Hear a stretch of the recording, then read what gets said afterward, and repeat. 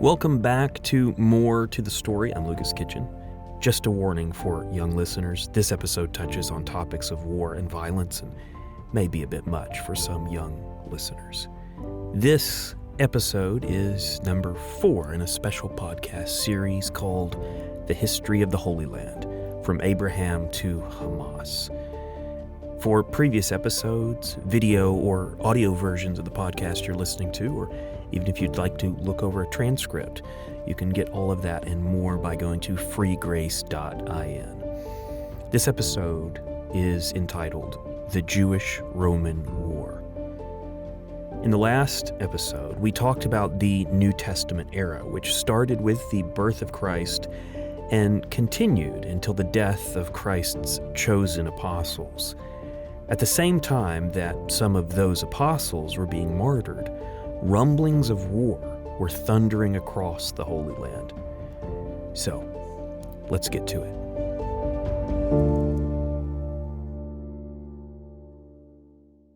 In 66 AD, in Judea, a group of Jewish rebels took control of a fortress called Masada. It was a high stronghold that was nearly impossible for enemies to penetrate. These rebels were fighting against the Romans, and capturing Masada was a massive and unexpected victory. Taking over this fortress gave the rebels a safe place to plan and launch their operations, helping them fight for freedom against Roman rule.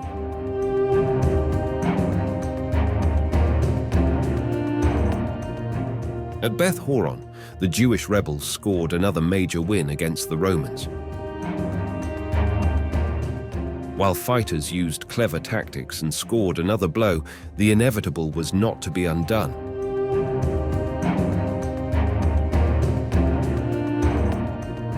The success at Masada and Beth Horon gave the Jewish rebellion confidence and hope in their fight for freedom, which would soon prove to be unfounded.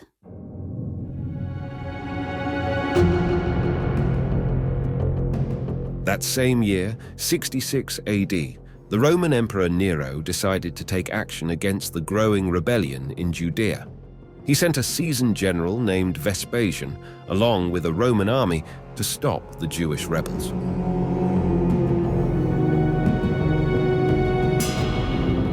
Vespasian's job was to conquer by any means necessary and ensure the area was firmly under Roman rule again. In Judea, General Vespasian started with Galilee in the north.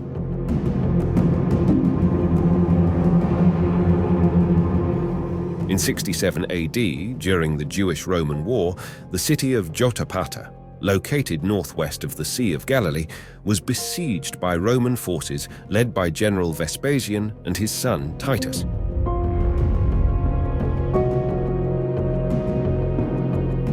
The city was defended by Jewish rebels, including Eleazar ben Simon and the military leader and historian Josephus Flavius. The siege lasted 47 days, with the Romans launching continuous attacks on the city's defenses.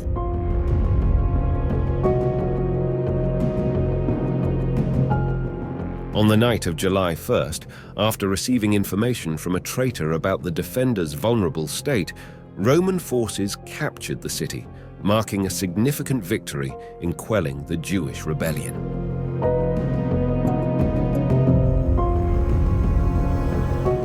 Josephus was captured, but Eleazar and a few others managed to escape and hide in the city's underground passages to avoid capture, representing a small yet notable act of resistance against the Roman conquest.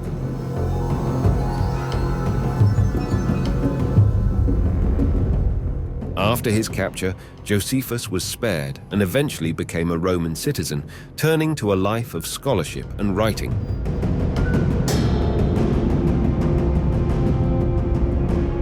He authored detailed historical accounts of the Jewish-Roman War and other Jewish histories, which have become crucial primary sources for historical study, ensuring his name's prominence in the annals of history.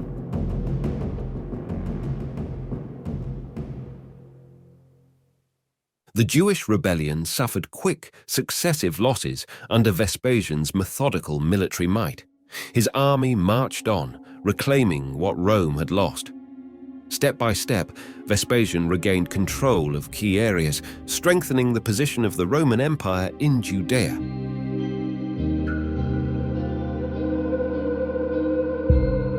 In Jerusalem, around 67 to 68 AD, there was feuding among the Jewish groups who controlled the capital city. These groups, like the Zealots and the Sicarii, couldn't agree on how to counter Vespasian's looming threat, and the internal conflict weakened Jerusalem's defences.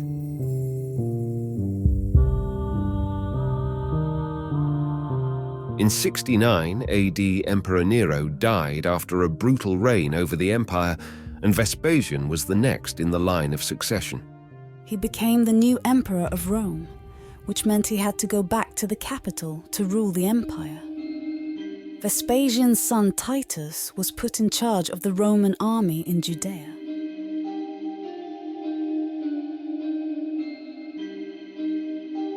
Now, it was Titus's job to deal with the Jewish rebellion and take control of the area for Rome. With Titus in command, the Roman army prepared to continue their fight against the Jewish rebels.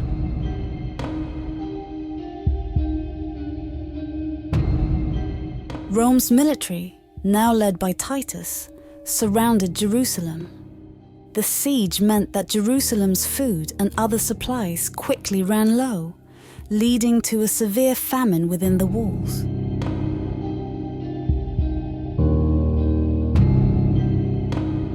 People were starving and desperate, which added more fuel to the feuds within and further weakened the city's defenses. While the residents were dealing with these internal conflicts, the Roman army waited outside, ready for the onslaught.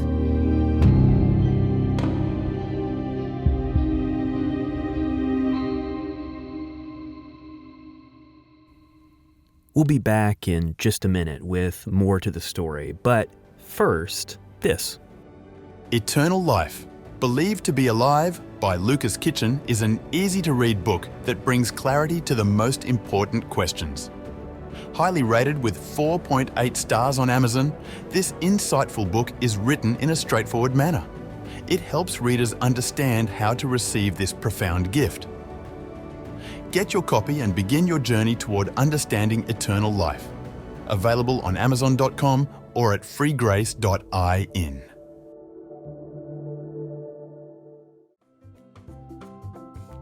Join us for the Free Grace Kids podcast. Dive into fun-filled adventures with characters like Gus the Grumpy Squirrel, Beulah the Sweet-Hearted Buffalo, and Madam Melody the Musical Moose. Each short and hilarious episode offers valuable lessons from the Bible, ensuring kids not only listen, but laugh along the way. Explore a world of joy, humor, and biblical wisdom. Find us and more delightful content for kids. Subscribe and listen at freegrace.in.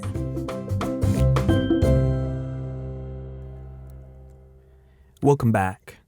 Previously, the Roman army is waiting at the gates of Jerusalem, watching the city deteriorate from within. It was only a matter of time before the Romans would break through the walls. So, let's find out what happens next.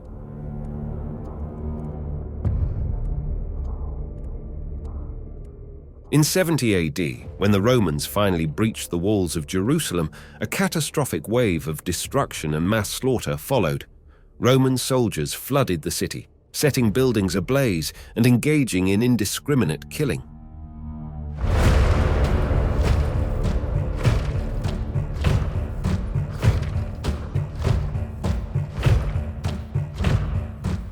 The streets were said to be filled with corpses, and blood flowed freely, highlighting the horrific nature of the conquest.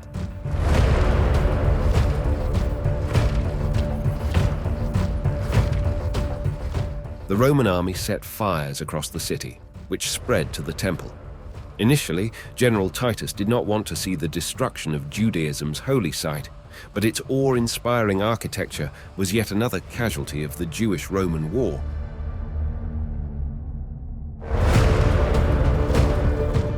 Its destruction would prove to be a massive wound to the spirit and identity of the Jewish community.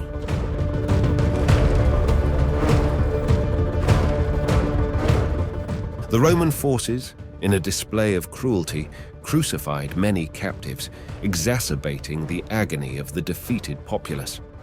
The scale of this punishment was such that they ran out of wood for the crosses. In the end, the revolt in Jerusalem was crushed brutally. Josephus estimated that over 1 million Jews died.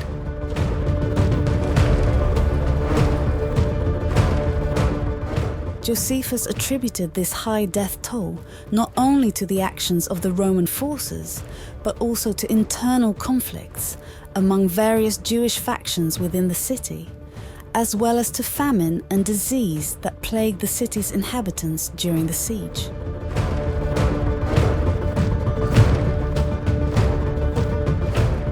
For those who survived, thousands of families were torn apart, and countless people were forced to carry the pain of those tragic days until their last breaths.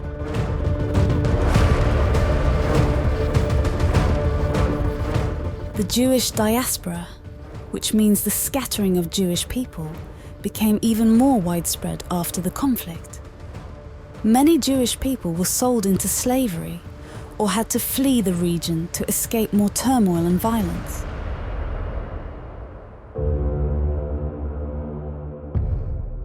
After the Romans won over the Jewish rebels in Jerusalem, they carried off untold wealth taken from the temple and the city at large. Part of the spoils were used to build the Flavian amphitheatre in Rome, which is popularly called the Colosseum.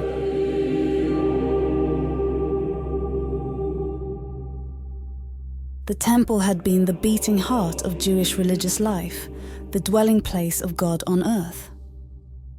When the Romans destroyed it in 70 AD, it was a tragedy that left a deep scar on Jewish history.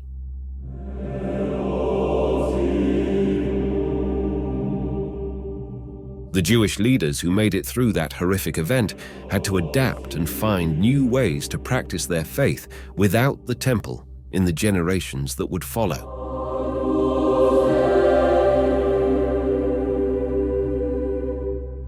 After the fall of Jerusalem in 70 AD, the fortress of Masada remained a holdout, where nearly 1,000 Jewish rebels, known as zealots, took refuge.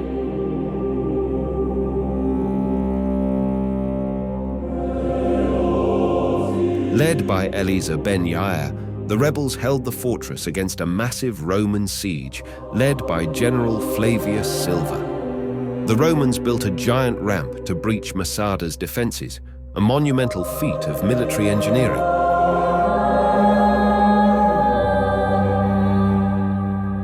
Faced with inevitable defeat, as the Romans were about to enter the fortress, the defenders chose mass suicide over surrender.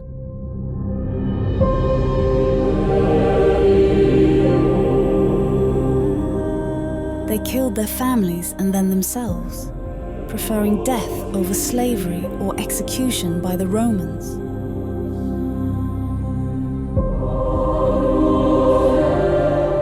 Only a few women and children survived who had hidden in the cisterns and later recounted the tragic end of Masada's defenders.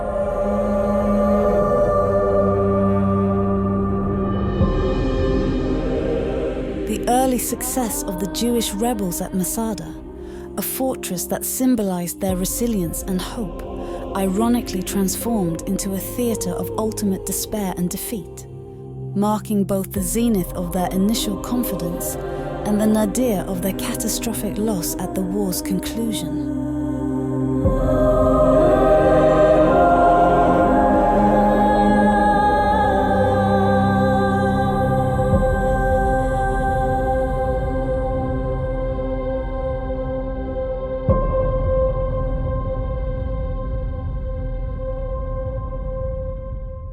I'm so glad that you joined us for this episode of More to the Story and this podcast series, History of the Holy Land, From Abraham to Hamas, created by Lucas Kitchen. That's me, by the way. And produced by Free Grace International. If you'd like to take a look at previous episodes, either in video or audio format of this podcast or others, and you can also get transcripts here as well, freegrace.in. That's our website, freegrace.in. While you're there, you can subscribe to not only this show, but everything that we do. We've got a lot of shows going on, a lot of content that we produce. To subscribe, you go to freegrace.in, you can click the button that says subscribe, and you can set it up to get daily, weekly, or just occasional updates through email. You can also reach us through email, and that email address is info@freegrace.in. Well, thank you so much for listening, and I look forward to being back with you very soon.